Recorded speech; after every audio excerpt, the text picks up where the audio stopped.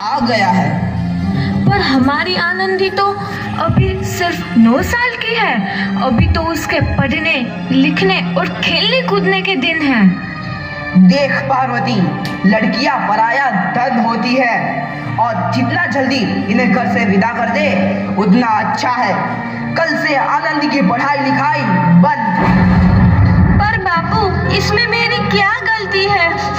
आप मुझे पढ़ाई करने क्यों नहीं देते? तेरी गलती है कि तू एक लड़की है। लड़का होती तो क्या बापू? लड़का होती तो क्या? ए लड़की, ज्यादा जबान ना चला, नहीं तो जबान हलक से खींचकर बाहर निकाल दूंगा। बापू, मैं पढ़ लिख कर कुछ बनना चाहती हूँ। मेरी पढ़ाई ना रोको बापू। आनंदी, तुझे पढ़ना है तो पढ़, लेकिन सारी उम्र बाप की छाती पर यूं बोझ बनकर ना बैठ। पर बापू, अभी तो मेरी उम्र पढ़ाई लिखाई की है। मुझे पढ़ लिख कर डॉक्टर बनना है। पढ़ाई पढ़ाई पढ़ाई, आज तो तेरी इन किताबों का काम तमाम करके ही छोड़ूंगा। ये ले। नहीं बापू, मत फाड़ो बापू। हट छोरी। नहीं बापू, नहीं। बापू, ये तुमने क्या किया? तुमने मेरी इन किताबों को ही नहीं फाड़ा बापू, मेरी किस्मत फाड़ दी, मेरी किस्मत। ये कॉपी किताबें ना सिर्फ छोरों के हाथ में अच्छी लगती है, लड़कियों के हाथ में तो सिर्फ मेहंदी अच्छी लगती है, मेहंदी। पर बापू, मैं लड़की हूँ तो क्या हुआ? लड़का और लड़की तो हमारी दोनों आंखों के समान होते हैं। चुप कर आनंदी, और यह एहसान मान कि अब तक जिंदा है तू। कहीं बचपन में गला दबाकर मार दिया होता तो यह तेरी बकबक नहीं सुननी पड़ती आज। पर बापू, मुझे चूल्हा जलाना अच्छा ना लगे है। देख छोरी, जितना जल्दी हो तू चूल्हा जलाना सीख ले, उतना ही अच्छा है तेरे लिए। और हाँ, तेरा ब्याह तो होगा, वो भी कल के कल। अगला जीवन है तुम्हारी यही कहानी। आंचल में है दूध और आंखों में है पानी। मुझे माफ कर दे बेटी, तेरे बापू के जिद के आगे मेरी एक न चलेगी। माफ कर दे बेटी, मुझे माफ कर दे। इस प्रकार मात्र 9 वर्ष की छोटी उम्र में आनंदी का विवाह गोपाल राव जोशी से हो गया। बाल विवाह एक सामाजिक कुरीति है और इस कुप्रथा का शिकार होना पड़ा आनंदी को। 5 वर्ष बाद आनंदी 14 साल की हो गई है। उसके घर एक शिशु ने जन्म लिया है। देखते हैं आगे क्या हो। देखिए ना, इसे क्या हो गया है? इसका माथा तो अंगार की तरह तप रहा है। इसे तो बहुत तेज बुखार है। आप बिना कुछ भी बोलते हैं, दीजिए मुझे। माधव, जल्दी से वैद्य जी को बुला के लाओ। जी, अभी बुला के लाता हूँ। ये तुम क्या कर रही हो आनंदी? भगवान की विभूति लगा रही हूँ। बस करो आनंदी, ये सब अंधविश्वास है। अरे आप यकीन तो कीजिए, भगवान की कृपा से इसका माथा ठंडा हो रहा है और बुखार भी उतर गया है ना बाबू? देखिए, दीजिए मुझे। उठो बाबू, आंखें खोलो, तुम्हें तुम्हारी माँ बुला रही है। आंखें खोलो, देखिए ना इसे क्या हो गया है। आंखें भी नहीं खोल रहा। आंखें खोलो बेटा। आप चुप क्यों है? आंखें खोलो बेटा, आंखें खोलो। आनंदी, हमारा बेटा कभी आंखें नहीं खोलेगा। नहीं, ऐसा नहीं हो सकता। मेरे बेटे को मुझसे कोई नहीं छीन सकता, कोई नहीं छीन सकता। पागल मत बनो आनंदी। माधव,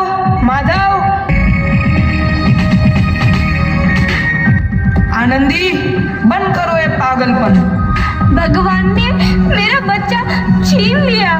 भगवान ने नहीं, तुम्हारी अशिक्षा और अंधविश्वास ने तुम्हारा बच्चा छीना है। अगर तुम पढ़ी लिखी होती तो आज हमारा शिशु जीवित होता। तुम अनपढ़ थे आनंदी, अनपढ़।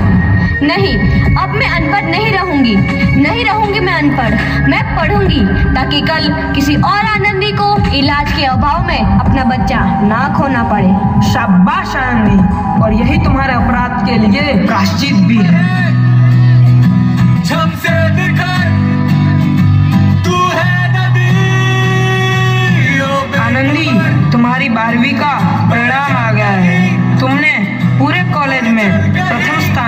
अर्जित किया है। आनंदी, तुम्हारी मेहनत रंग लाई है, तुम्हें शिक्षा वृत्ति मिली है। ये लो तुम्हारे अमेरिका जाने की टिकट। मुझे शिक्षा वृत्ति मिल गई, मैं अमेरिका जा रही हूँ। पर ये सब मैं अकेले कैसे कर पाऊंगी? आनंदी, अपने आप को इतना कमजोर क्यों समझ रही हो? फिर इतना पढ़ने लिखने का क्या फायदा? तुम अभी गवार की गवार नहीं हूँ मैं अब गवार।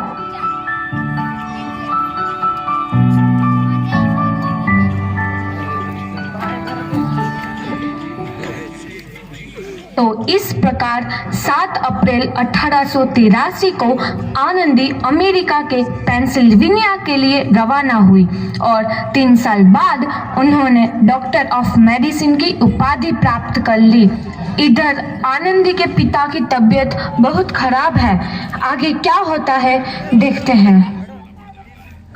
लगता है अब मेरे जाने का समय आ चुका है। अब मैं नहीं बचूंगा। ऐसा मत बोलो। शहर के सिटी हॉस्पिटल में अमेरिका से डिग्री लेकर कोई बड़ा डॉक्टर आया है। एक बार वहां चलकर दिखा लेते हैं। हाँ, सही बोला भैया। कम से कम दिल को तसल्ली तो मिल जाएगी। हाँ हाँ, चलो चलो जल्दी हॉस्पिटल चलते हैं।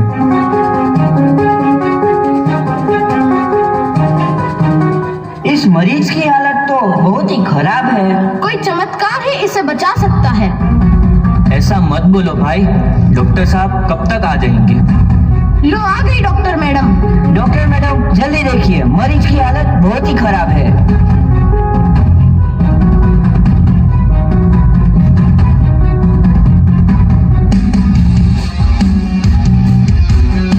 अब आप बिल्कुल ठीक हैं। मौत के मुंह से आपको बचाया है डॉक्टर मैडम ने। डॉक्टर साहब ने मुझे बचा लिया। मुझे मिलना है डॉक्टर साहब से। डॉक्टर साहब नहीं, डॉक्टर मैडम बोलो। डॉक्टर मैडम, उन्होंने ही तुम्हें जीवन दान दिया है। लो आ गई डॉक्टर मैडम, मिल लो उनसे। डॉक्टर मैडम, आपका बहुत बहुत धन्यवाद। आपने मेरी जान बचाई। इसके बदले में मैं गरीब भला आपको क्या दे सकता हूँ? वचन चाहिए मुझे कि कभी ये नहीं कहोगे कि लड़कियां कुछ नहीं कर सकती। वचन? ये कैसा वचन? अरे श्यामलाल, तुमने पहचाना नहीं? तुम्हारी बेटी आनंदी। आनंदी? मेरी बेटी आनंदी? डॉक्टर?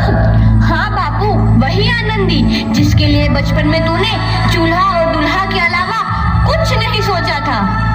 आनंदी, आनंदी मेरी बेटी, मुझे माफ कर दे। मैं तेरा गुनहगार हूँ बेटी। नहीं नहीं बापू, वही आनंदी जिसके हाथ पीले करके तुम उसकी सारी जिंदगी काला कर देना चाहते थे। माफ कर दे मुझे मेरी बच्ची, माफ कर दे। मैं तेरा अपराधी हूँ मेरी बच्ची, माफ कर दे। नहीं बापू, मैंने तो तेरा एहसान चुकाया है। याद है ना अपना एहसान जो बचपन में तुमने मुझ पर किया था? ताने सुना सुना कर जीते जी मार डाला था मुझको। अब बोल, और किस किस को मारेगा? आनंदी बेटी, मुझे माफ कर दे मेरी बच्ची। मैं तेरा गुनहगार हूँ। बापू, आपने ही तो बोला था किताबें सिर्फ बेटों के हाथ में अच्छी लगती है, बेटियों के हाथ में तो सिर्फ मेहंदी। बेटों और बेटियों में फर्क करना तो आंखों में फर्क करने समान है। एक का पढ़ना और दूसरे का ना पढ़ना सामाजिक अंधकार है बापू, सामाजिक अंधकार। उपकार मांगता हूँ मैं तुझ जैसी बेटी का, जिसने सारी उम्र मुझसे कुछ ना मांगा तो सिर्फ बराबरी का दर्जा। वरना सच तो यह है कि मैं तेरी माफी के लायक भी ना हूँ। मुझ जैसा बाप तेरी बराबरी कर सके उसके मैं लायक भी ना हूँ मेरी बेटी, मैं लायक भी ना हूँ। अपने बापू को क्या माफ नहीं करोगी आनंदी? माफ कर दो आनंदी, माफ कर दो। सुबह का भूला यदि शाम को घर लौट आए तो उसे भूला नहीं कहते। बापू। तो इस प्रकार आनंदीबाई जोशी ने अपनी मेहनत और अटूट इरादे से न केवल भारत की पहली महिला डॉक्टर बनी, बल्कि आगे चल के उन लड़कियों के लिए सुनहरा रास्ता दिखा गई जो जीवन में कुछ करना चाहती थी।